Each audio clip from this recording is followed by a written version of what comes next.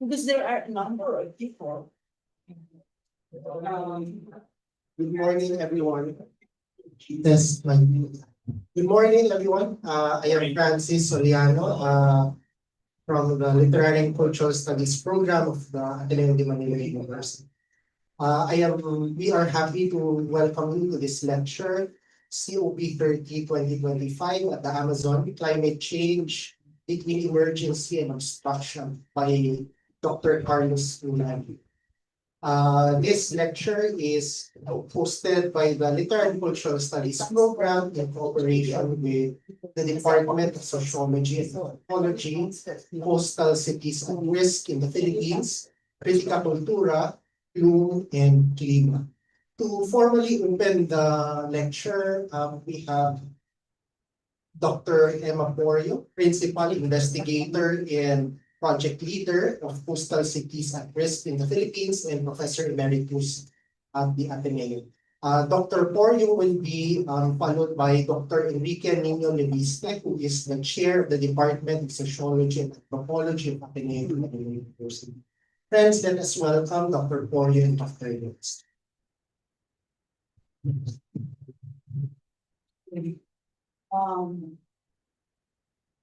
Good morning, everyone. I would like to thank Charles Berwick and School of Humanities and Kritika Kultura, and of course the DSA for organizing this lecture with Carlos Milani, the eminent scholar and activist on climate change. I'm also happy that the Literary and Cultural Heritage Program Culture Series starting this, and I hope this will be the first. Erica, can you please make it for you? I hope this will be not the first of the Critical Culture Series that will partner with us, with the School of Social Sciences, School of Sciences and Engineering, and the Manila Observatory, which are very much united now in terms of climate change studies in the Philippines and in the region. So I posted this because the first time I went to Recife, Brazil, as executive member of the IPCC, International Socialization, was that I was struck that when I went to the Cathedral of Recife, there is the tomb of Dom Helder Camara, who inspired us with liberation theology in the 70s. And I was also struck that the tour guide was the one who finished, and I said, oh my God, this is the guy who said, when I give bread to the poor, they call me a saint. And the tourist guide finished it. When I ask why they are poor, they call me a communist. So I would like to thank really Carlos Milani and Charles Berwick for making this day possible. I feel we are blessed today because Carlos is here to share us his initiatives at the local, national, and global spaces on how basically to stand as a part of the global South in relation to the global North in terms of the discourse and practice of climate change politics. Okay, so I will just share basically to locate, because I've already told Carlos. Can you please nurture us in terms of positioning the global South discourses and practice of climate change and climate politics, the politics of what I always say, political ecology. It's not, when you talk about politics, you always talk about relations there, but now with climate change, it's anchored.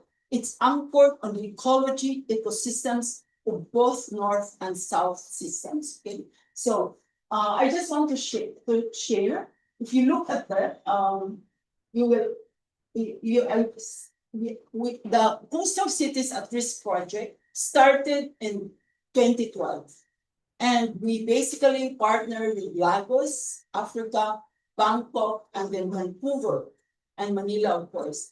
But then when we finished in 2016, IDRC was really interested in how we made things a lot more than the little money they gave. And that is when we said, do will give you more in terms of reaching science policy practice nexus and partnering. The academia, the producer of science and technology, partners with the government, local government, and civil society and community-based organization to make science actionable, doable, and possible. Okay, next please. So if you look at that, I always tell people, we are in the twin crisis of our time, climate and social inequality, exacerbated by COVID. So we have to position our knowledge in terms of knowledge production, knowledge mobilization, that we may have a better future.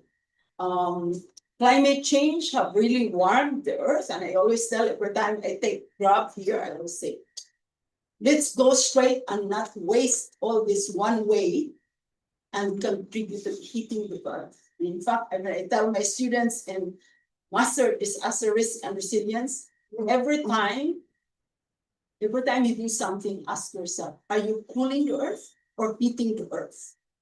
And I ask them to compute their carbon and water footprint, and then also the next.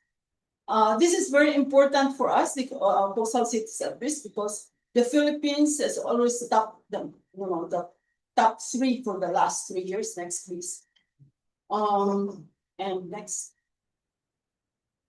So I always tell my students, this is very instructive.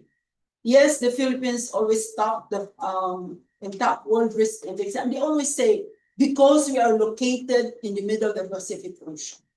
But that's not true. If you look at the top 15 in the top 15 countries with highest exposure, you'll see 3 is Philippines, 4 is Japan. You go the next level, the top 15 countries with the highest vulnerability. You will see that Philippines is not there. But then when you go to the third column, the top risk countries, when I always tell my students, risk is a function of hazard, exposure, and vulnerability over capacities or ceilings. So I always say, if you look at it, Philippines is still there at number 3. This was the 2019 list. But Japan is not anymore. It's now number 17. So I always tell local governments, mayors, governors, and civil society organizations, especially in the community and the NGOs. What makes a difference? It's our investment in building the capacities of local governments, people and communities to reduce disaster risk. But I always say, we are like Sisyphus. When the typhoon comes, the rock falls down after first again. Then the next typhoon comes, it's like we're surprised. What is our preparation? Again, the plastic bags, the ayuda that I read my article 22. Ayuda central governance. Next. Okay, so next.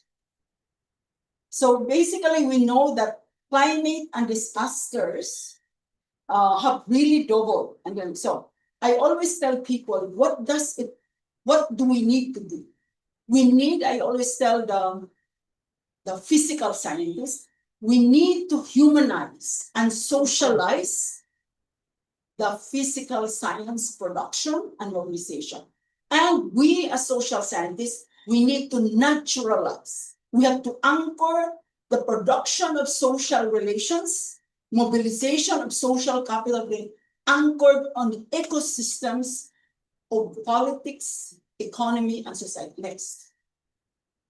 So that I always tell my students, we do that, we humanize the social sciences, we humanize the physical sciences and social and naturalize the social sciences so that we can become problem-focused, solutions-driven with the systems lens. I always tell people, know where you are. Okay, next.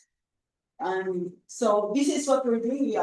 We started, we're now 2018 to 2022, we produced the science. 2022 up to now, we are mobilizing the science and institutionalizing the gains. So we have the consortium, we work with the 3 consortium cities. You can see the first 3 cities, Metro Manila, Metro Naga, Metro Iloilo, and now again on the bottom, we are working now with Cebu, Iligan, all over India, that city.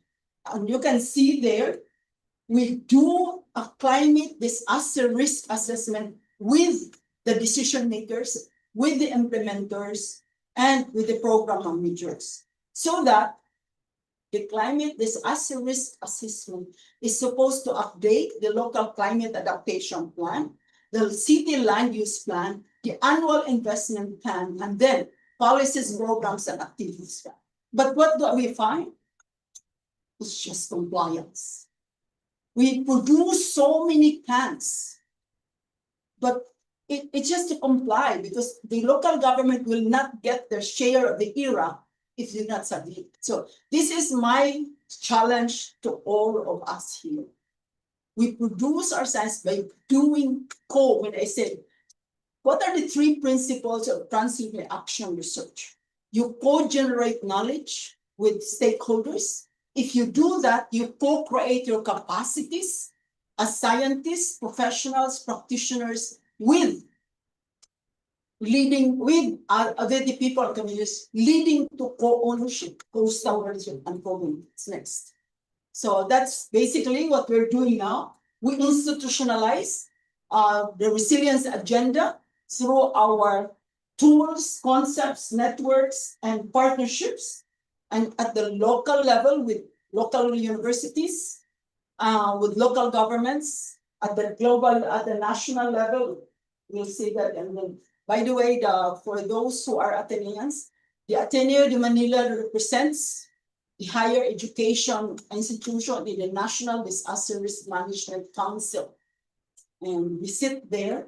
And so that's then we at the regional level, at the global level. And I hope at the global level or at the regional level, we will be able to connect with Carlos' initiatives next.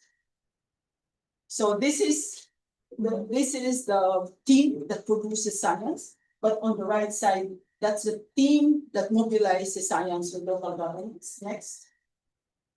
Okay, that was our last. I really think that academia should produce this actionable science and mobilize science through the technology applications. Next, that's my last.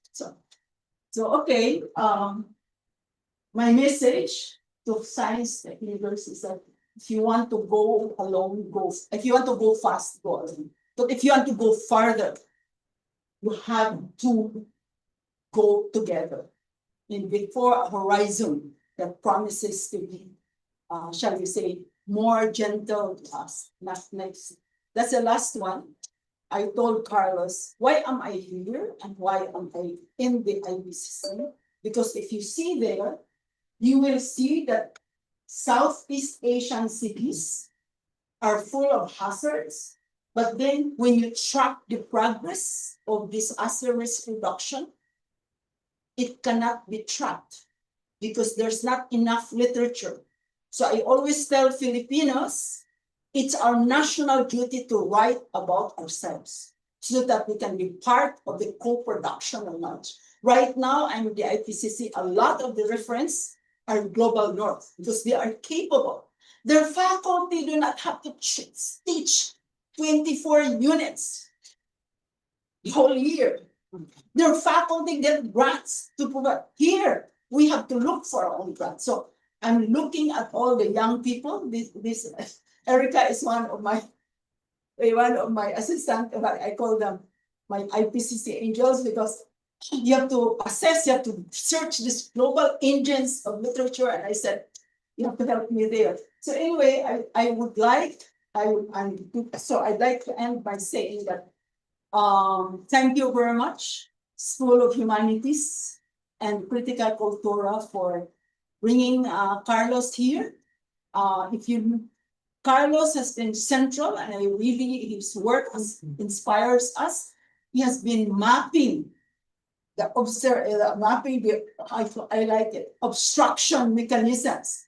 How do people who are not convinced of the neoliberal paradigm are telling you that these neoliberal reforms are not really working for the people and for the communities, and we have to, and all these negotiations. Thank you very much, Carlos, for working that, because, and I think we should join the people that will try to see how. Okay, so thank you, Carlos. I'm very impressed with your work in terms of your global South focus in looking at how are the climate impacts, and because and how you've tied together the theories of international relations with development studies and politics, what I call now, the politics of the ecosystem and the people and communities. And thank you for your leadership and training new people who are positioning their science and knowledge, how to interrogate it such that you will see that in the creation of global South relations with our science, that we actually reinforce sometimes the global North discourses and practices. And so thank you. I'd like to say thank you for inspiring us, and we hope we can aspire to be part of your global activism on climate construction. Thank you.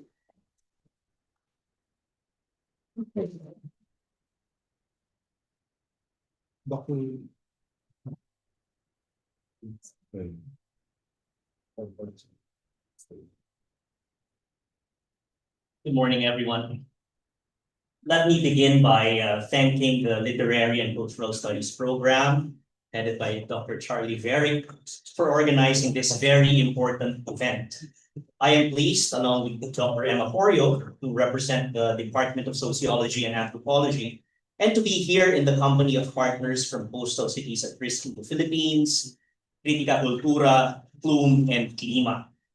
We are honored, of course, to welcome Dr. Carlos Milani, whose lecture comes at a crucial moment as we look toward COP30 in Brazil. The climate crisis continues to demand not only bold policies, but more importantly, a fundamental rethinking of development, justice, and international cooperation. Dr. Milani's reflections on Brazil's engagement with climate diplomacy and on the broader challenges facing the global community in the absence of traditional climate powers like the United States compel us to ask, what does a just energy transition look like, and who must lead it? How do we confront obstruction and inertia in both domestic and global politics? This lecture also reminds us that climate politics is not just about emissions or negotiations. It is more importantly about power, accountability, and the kinds of futures we are willing to fight for. In a world marked by deep inequality and environmental precarity, this conversation challenges us to think critically, act collectively, and imagine otherwise. Thank you for being a part of this gathering. Now let us listen with curiosity and respond with care. Good morning.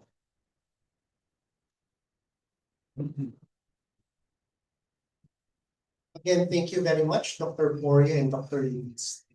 Allow me to introduce our speaker for today. Dr. Carlos Milani teaches at the Rio de Janeiro State University, where he directs the Interdisciplinary Observatory on Climate Change. He's a senior fellow at the Brazilian Center for International Relations in the Brazilian Scientific Development Council, or CNPQ. He also coordinates the World Political Analysis Laboratory, or LabMundo. His research interests include Brazilian comparative foreign policy, international development cooperation, South-South relations, human rights, and climate change. A widely published authority, his latest books are Solidarity and Interest, Motivations and Strategies in International Development Cooperation, published in 2023 in Spanish, and forthcoming publication is Global Assessment of Climate Obstruction in Oxford. Friends, join me in welcoming Dr. Carlos Milani.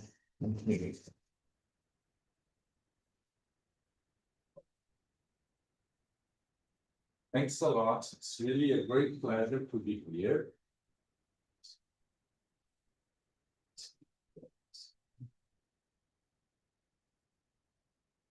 So it's really a great pleasure to be here. I'm honored. I'd like to thank my friend Charlie, Professor Charlie Savage from the Literary and Cultural Studies program here at Janeiro.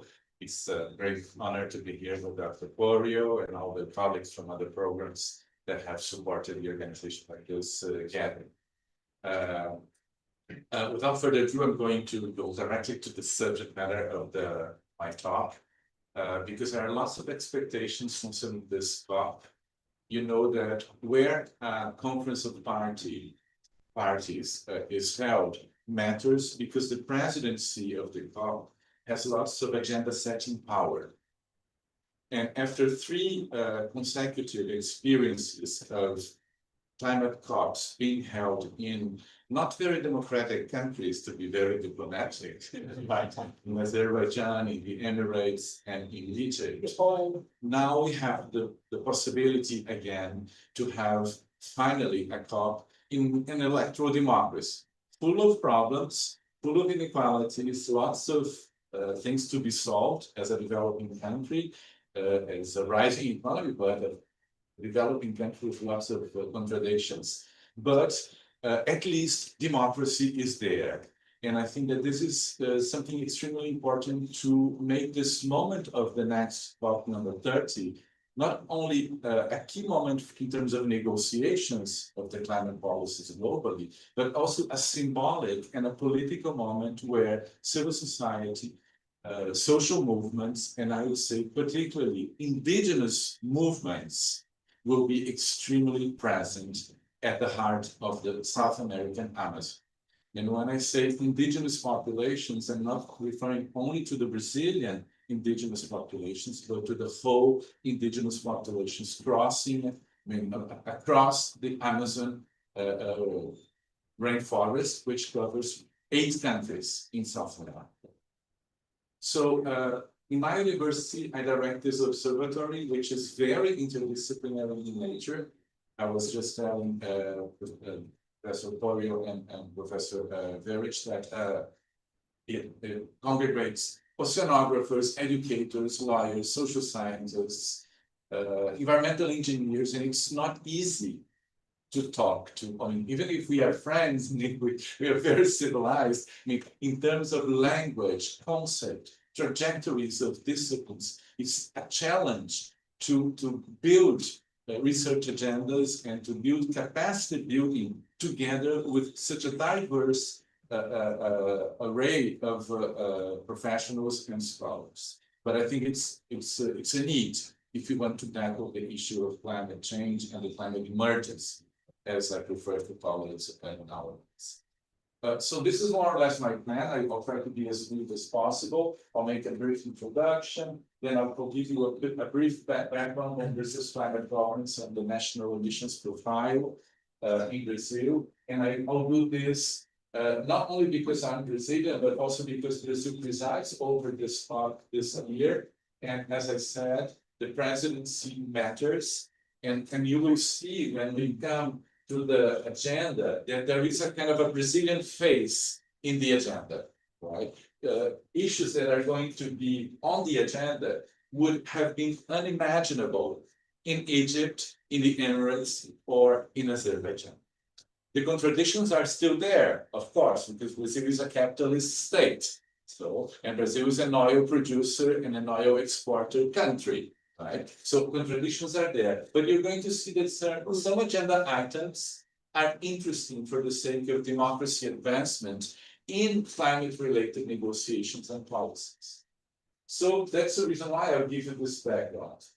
And of course, because climate issues, climate policies, they cannot be solved at the local level because of their nature. Right? You need, I mean, the global background. You need the geopolitical framework to understand where we advance and how we do not advance and why we do not advance. And then my main argument jumping into the introduction, is that we have sufficient knowledge already about what must be done. We know, I mean, scientists, natural scientists, social scientists, I mean, to a much lesser degree, particularly with natural sciences, exact sciences, they have gathered together around the International Intergovernmental Panel on Climate Change since 1988, right, when it was created, and we have enough knowledge about what must be done. But policy action has not come yet, or it has come very modestly and insufficiently. And that we must ask ourselves a question in terms of social studies of science and technology and innovation. Well, if there is sufficient empirical evidence there, and if many policymakers, they are always asking for empirical evidence to act, why has action not come sufficiently at the global and at the national levels? Considering that there are very high levels of awareness of climate change globally, right? If you consult surveys, I was recently in Japan, I stayed for more than a month there doing research. I mean, the awareness of Japanese society is very high. The action of the Japanese government is very low, right? I mean, and we are talking about Japan, right? We're not talking about a developing country. The level of awareness in Brazil is very high. I mean, I don't know the surveys here in the Philippines, right? The problem is not the information deficit. Right? We have enough information. Then we must ask ourselves the question. And that is my main argument. And that's what I've been doing. Research on climate obstruction as a concept and empirical research on climate obstruction. We need to understand and analyze those organizations and leaders supporting and promoting the whole obstruction array, including denial, delay, and opposition policies. Right? Because of course, there are important veto players. Because when we talk about a just energy transition, it's necessarily a transition away from the fossil economy. And the fossil economy is at the heart of power, has been at the heart of power for the last 150 years at least. Right? And when we check the energy metrics and the power generation metrics of countries globally, we will see how dependent many national economies from the north and from the south are on fossil economy, including coal, gas, and oil, to generate energy that we consume. I mean, power generation, that we use for everything, right? And so we are not anymore dealing with climate as an environmental issue per se, because it has already crossed, the boundaries of energy, the boundaries of political power, because we are dealing with matters that are at the heart of development and at the heart of the capitalist system itself. So, of course, opposition to this transition, it does not come from very modest and humble players. They come from very organized institutions, very organized corporations that have funded.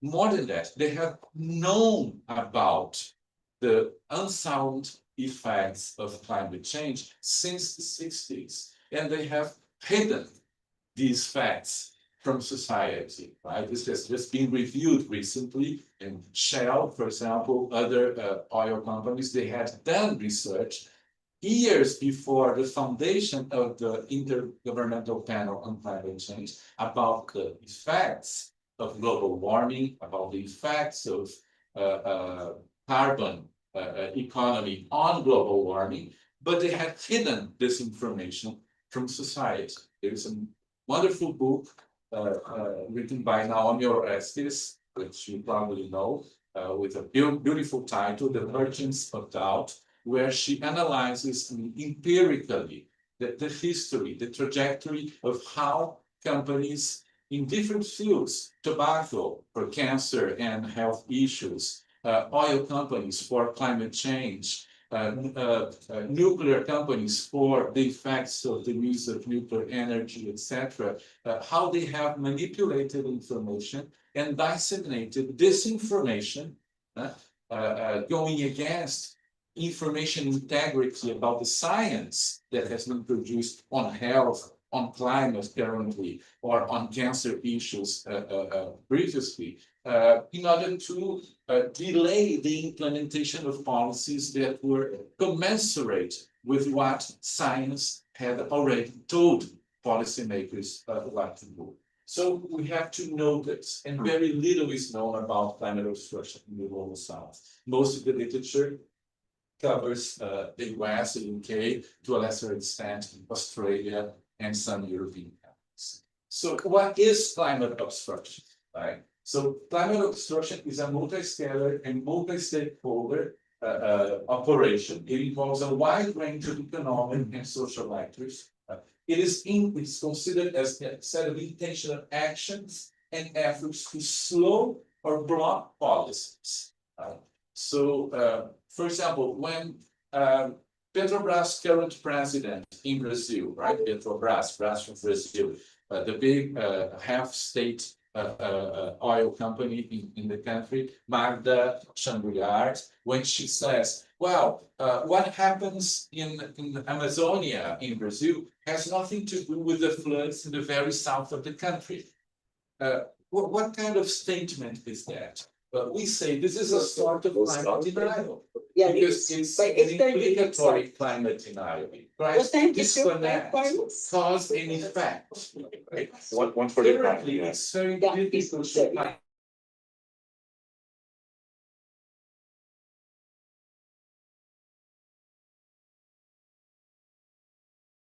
saying that it does not exist because there's so much evidence about it that it's difficult to deny its actual existence. But there are other ways of performing denial. For example, when you dissociate cause from effect, or when you say that, well, the implications are not so bad, or when you say, well, you can wait some technological advancements to come so that we don't have to pay for the enormous costs of transition nowadays. So this kind of belief in techno-fixes that will save us, and this is not new in our human history, right? This kind of blind faith in technology that is going to save us from huge disasters.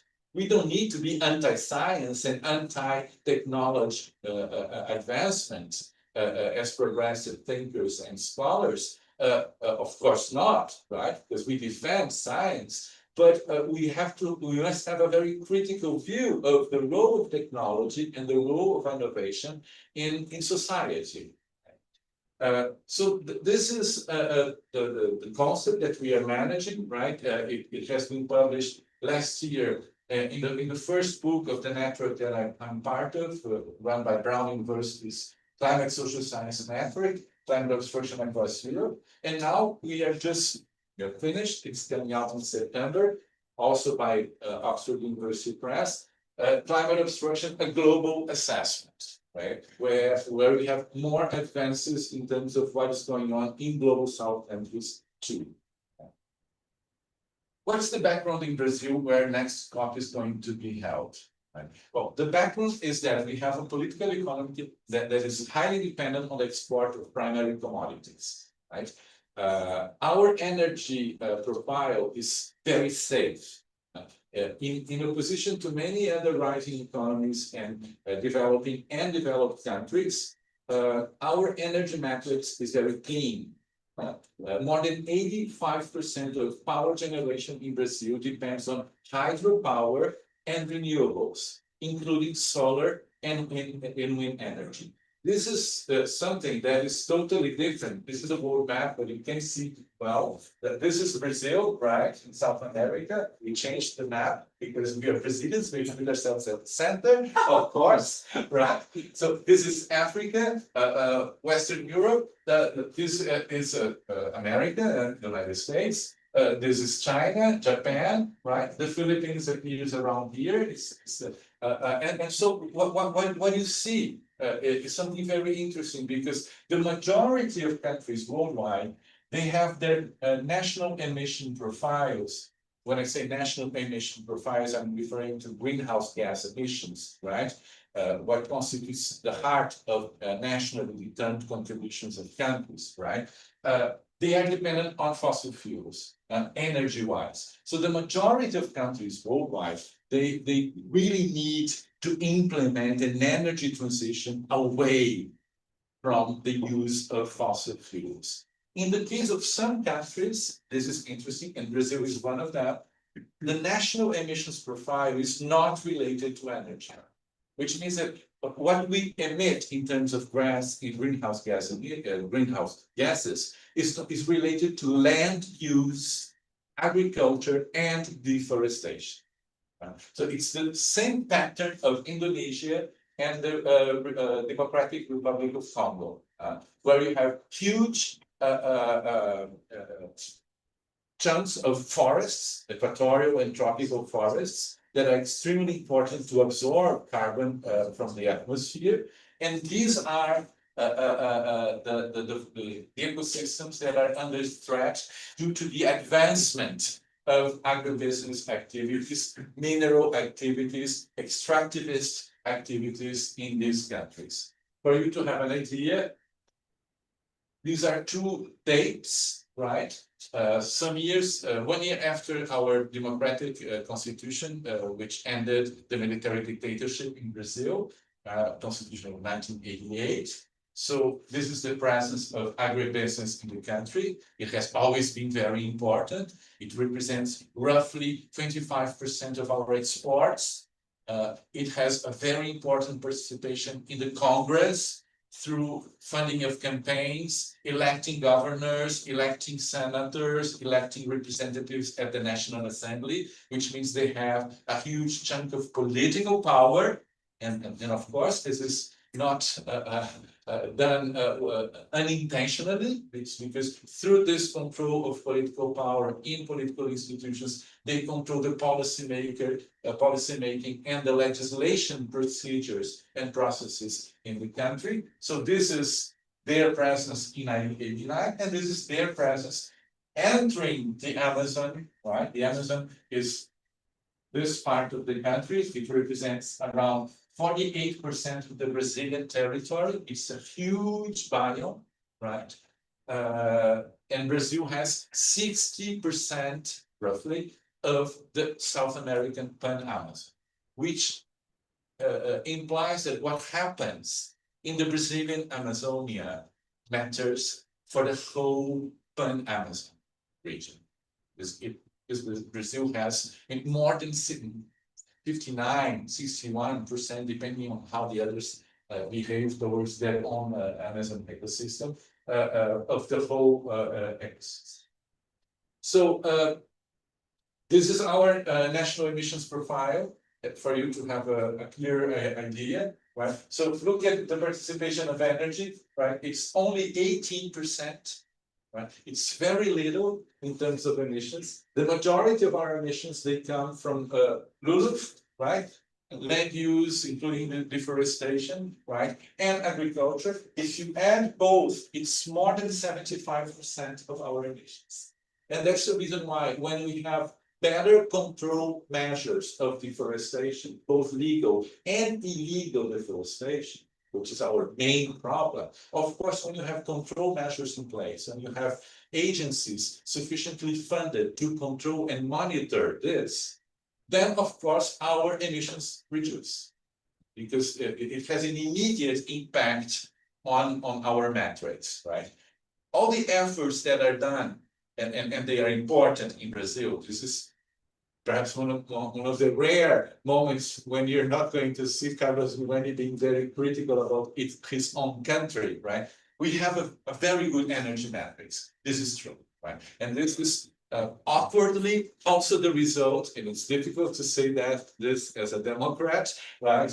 Not in American terms, but a Democrat in I mean, theoretical and political terms, right? It's very difficult because it is also awkwardly the result of investments during the military dictatorship, because the military dictators invested a lot in hydropower. And as a result of that, of course, it has generated other socio-environmental conflicts. Energy generation always implies conflicts, right? To the scale of a country of more than 200 million citizens, right? It's not a minor economy, it's not a minor demography. So to this scale, energy generation always has implications in terms of conflicts, but it does not have greenhouse gas emissions. So this is, I mean, something very interesting to understand the politics of climate change in Brazil, which is much more related to the rights of the indigenous peoples, because this area is inhabited by lots of indigenous peoples, right? The majority of them concentrated in this area with lots of pressure from the agribusiness and other extractivist activities. So you can imagine the kind of socio-environmental and political conflicts that exist with murders, right, of activists. Brazil is always top 3 in terms of murder of socio-environmental activists, human rights activists related to environmental protection and land reivindication. So I think that this background is important, right? The other background that is extremely important is a delicate situation, because we have had 4 years of a denialist government under Jair Bolsonaro, far right, right, extremely impactful in terms of the advancement of agribusiness and other extractivist economies into the main biomes of the countries. And now we have a center-left government at the federal level trying to balance the interests and the contradictions, right? It's not easy given this political economy. But we have since the beginning of the current government in January 2023, for the first time ever, a Ministry of Climate Change as a title. It's the Ministry of Environment and Climate Change, with a main activist as minister, Marina Silva, who's a global, leader in terms of climate and environmental policies. And for the first time in our history of since the Brazilian independence in 1822, we have a Ministry of the Indigenous Populations. Right? And this is extremely important symbolically and politically, right? Because you're going to see they are at the heart of the COP, also because of this institutional arrangement where, of course, the agribusiness has lots of power, right? But it has to at least dialogue with its main opponents within the same government.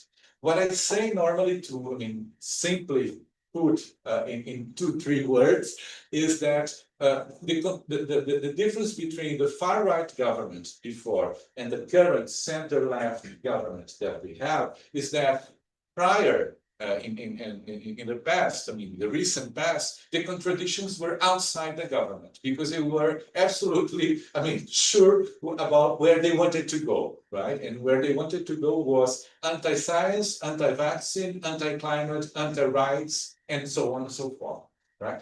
Now, at least the contradictions are within the government. So at least the contradictions are heard.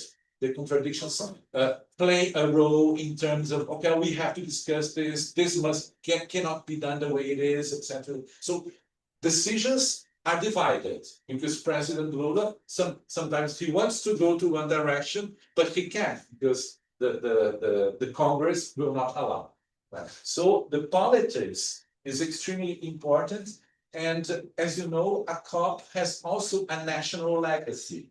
Right? It has a global legacy, but where it is held matters also for the sake of the trajectory of that particular country. And we have presidential elections next year. And the far right is extremely powerful again. Right? So, for example, for you to have an idea, the far right leaders and movements, they are organizing with the support of the USA, of course, particularly the governments, Steve Bannon and all that clique.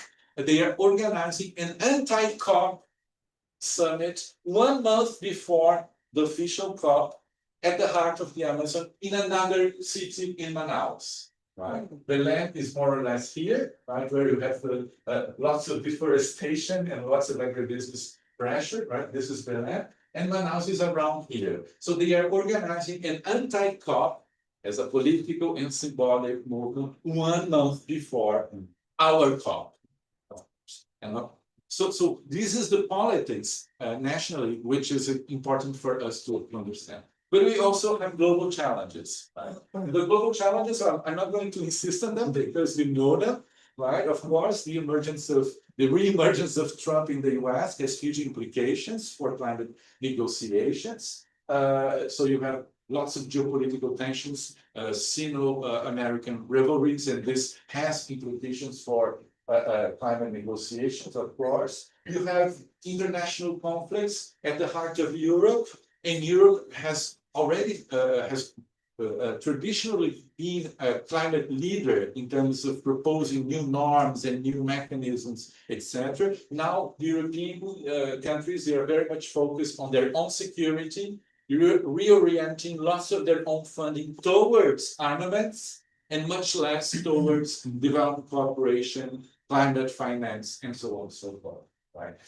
We have another global challenge, which we're talking about, artificial intelligence, algorithms, and the business models of social media, which favor a lot the dissemination of what the young generations call fake news. I prefer just to call them lies. Right?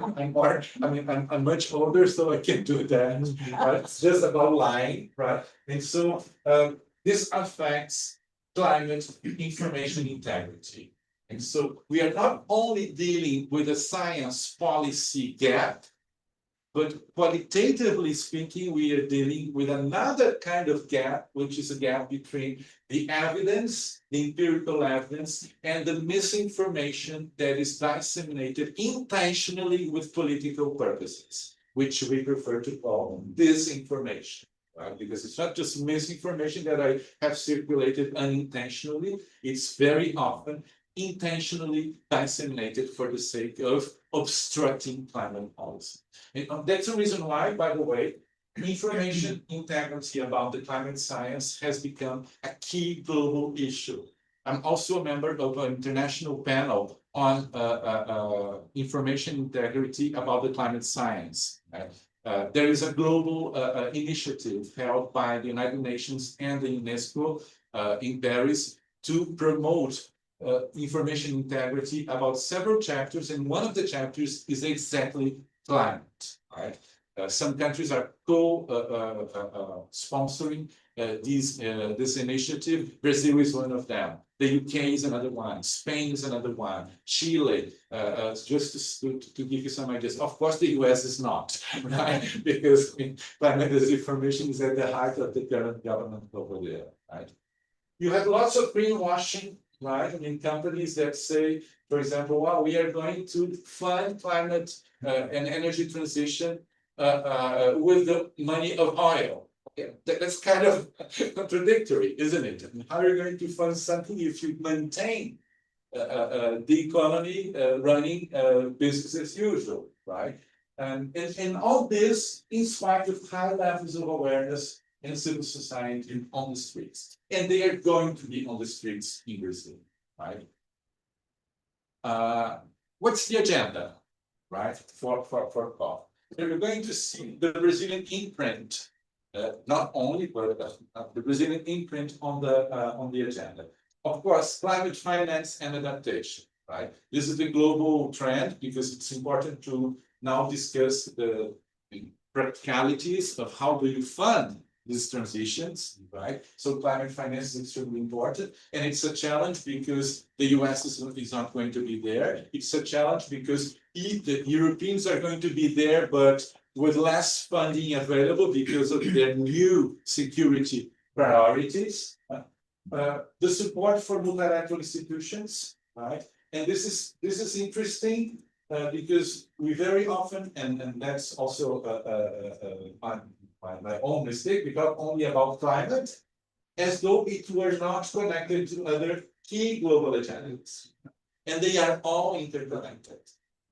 So this is something that is extremely interesting coming from the Brazilian perspective to integrate different multilateral agendas. and climate information integrity.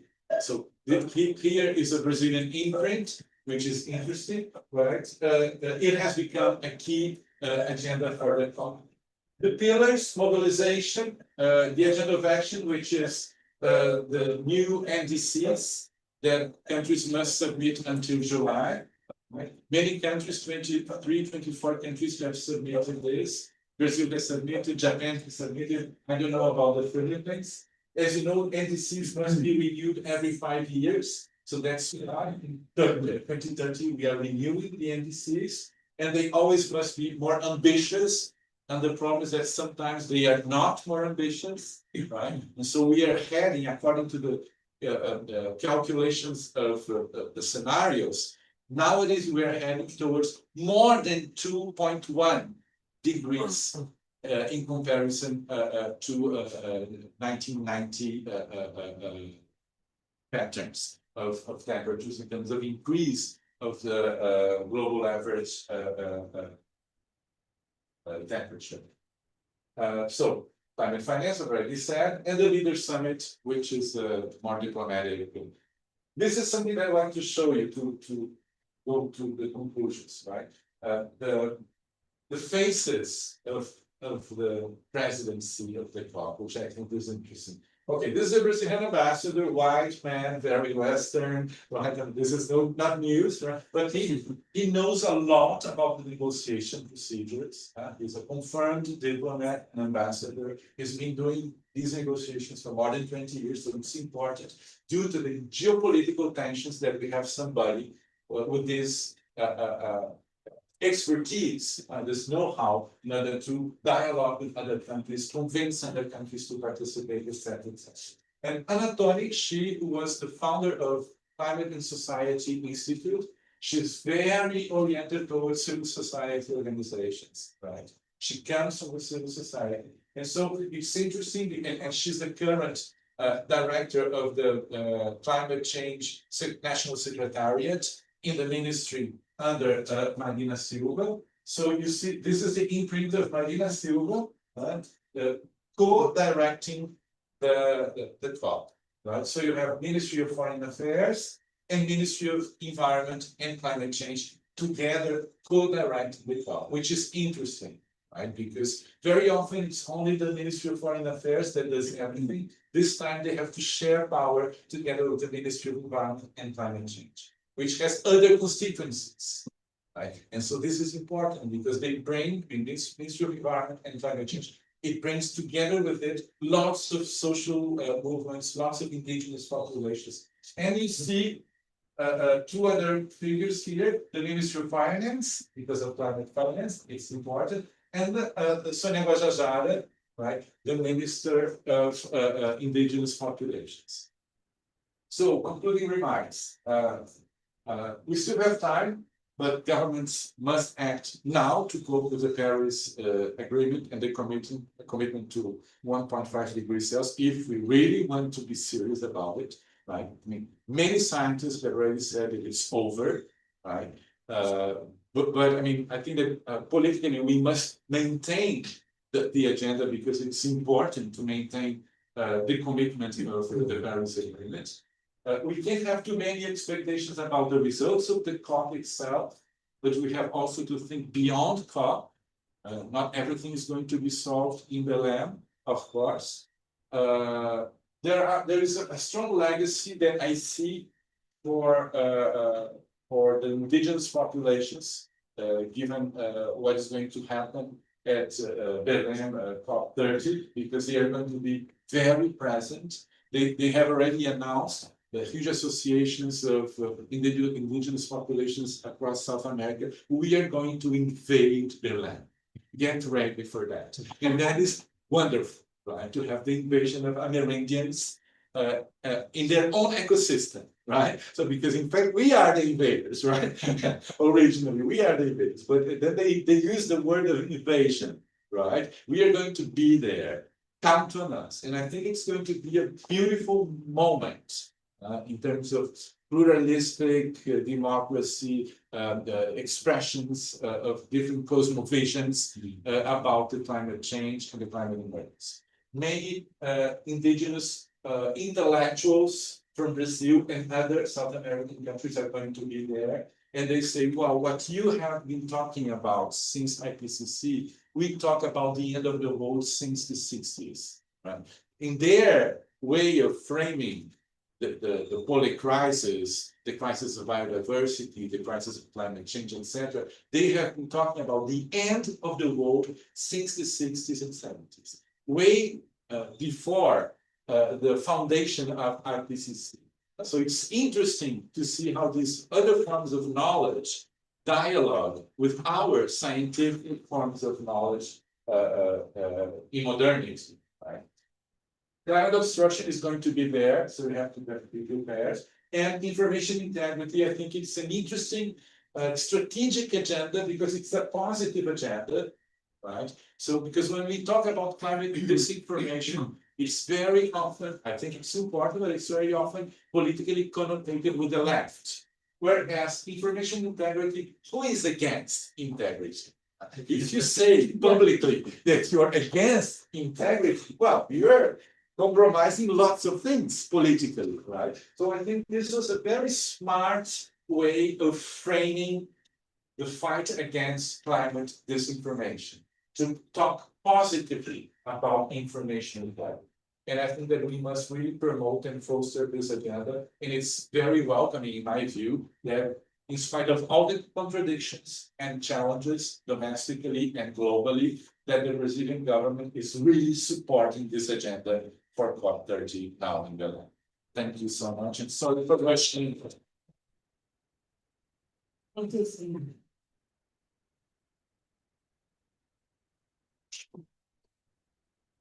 Thank you very much again, Dr. Milani. Friends, join me in again giving thanks. That's in case of time, we can accommodate one very quick question, and if I may suggest, probably a question from our students here. So we have students with us. So if there's one question that we would like to to accommodate, I think it would be great if it comes from one of our students, because you're the next generation. Yeah. Anyone? Yes, Martin. Do I need to wait? Just speak loudly so that you can be heard. So my question would be, in terms of international relations, what would be the role of Brazil today as they are the president of BRICS right now, and the new development bank is also being led by a Brazilian economist who is also a former president, Dilma Rousseff. Yes, great question. Brazil presided over G20 last year. It's currently presiding over BRICS. It's the president of the COP. Brazil is at the heart of lots of diplomatic negotiations currently. Poor Brazilian diplomats. They've been working like they have never done before, right? Because it's very hectic. And it's true that it's difficult with BRICS to promote an idea of transition away from the fossil economy, given the new membership of the BRICS group. Right? The BRICS Plus grouping is highly fossil. It's highly authoritarian.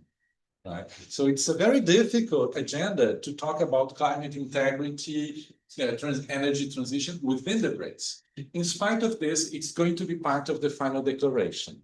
Right? Of course, accommodating the interests of the Emirates, the interests of Iran, the interests of China, which is also very dependent on the fossil economy to generate energy for its own consumption, as you know. So, but it's going to be there, right? And I think that the support of India and South Africa were important, right? With all the contradictions, it's still electoral democracies, just like Brazil, right? And I think that this is extremely important to foster this agenda within the BRICS. But it's not easy, right? It's not easy. Even in the mindset of Dilma Rousseff as president of the BRICS Bank, she's very developmentalist, very developmentalist. And I normally tell my left-wing developmentalist colleagues in Brazil, developmentalism is over, just like modernity. It is over. We must craft something different. We have intelligence to do that. right? I mean, modernity has made important inflections in the last 70, 80 years. Modernity did not include women. It did not include other racial and racialized groupings. It did not include diversity. It did not include environment. So, I mean, in these inflections, now women vote. They don't have the same rights yet, right? That's why gender and feminist theories are very important, right? And practices, of course. But I mean, we have made steps forward in terms of including and making modernity something different. But so why cannot we think of, I don't know if it's a post-modernity or a critical modernity or a critical and radical inflection within modernity, right? But I think that something is very needed in terms of thinking new development trajectories, including for countries like Brazil.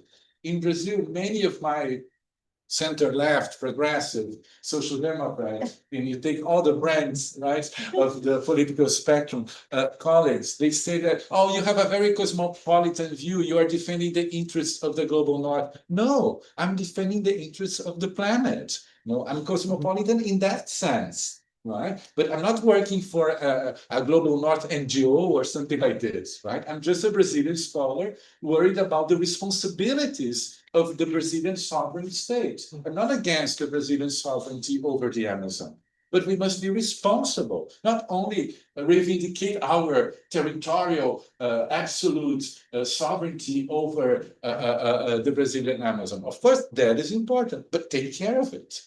We must take care of it, right? So I think that, for example, in IR reflections, it's important also to move beyond these past discussions between sovereignty or responsibility. It's not either or. It's not a zero-sum game. Just like in development, it's not economy or society, economy or the environment. We must craft new conceptions and influence policy making in the direction of something that is co-productive and not a zero-sum game between one and the other. But of course, when you are into this kind of dialectics of oppositions, of duels, you are in a more tricky situation, both intellectually and politically, because you can have lots of enemies in different fields, right? Right wing and left wing, where changes are not necessarily thought of as quickly as they should be, in my opinion. Thank you for your question. To close this event, we have Dr. Charlie Silva, the Director of the Literary and Cultural Studies Program. Thank you so much, Francis. As we've all seen, it's been such a generative discussion with Professor Carlos Milani of the Rio de Janeiro State University. Dr. Luiz earlier spoke about the need to rethink climate justice and international cooperation. And Professor Milani has led the way for us today in terms of rethinking these particular categories. This event is brought to you by an entire village. And so we'd like to thank, first of all, Professor Carlos Milani, who comes all the way from Brazil, Dr. Emma Porio for collaborating with us, as well as with Doctors Melissa Guevara and the current chair of the Department of Anthropology and Sociology, Enrique Nino Levistead. I wish also to thank our colleagues from the Literary and Cultural Studies program, Francis Soliano, Luisa Gomez, Vince Serrano of Critica Cultura, Ian Harvey Claros of Filipino Department, and our secretary, Lovely. We also wish to thank the collaboration with the Coastal Cities at Risk, headed by Dr. Porio, and as I've said, the Department of Anthropology and Sociology, Critica Cultura, our e-journal in the Literary and Cultural Studies program, our student arm, Plume, and also Climate Literacy, an initiative that's led by Luisa Gomez and Ian Harvey. flowers. Professor Milani called attention to this book, which talks about the history of doubt, and as he demonstrates, our response should be the practice of truth and resistance. So thank you again, everyone, for making this particular collaboration and discussion possible. Thank you. We've made 1,000 flowers. Yeah, thank you.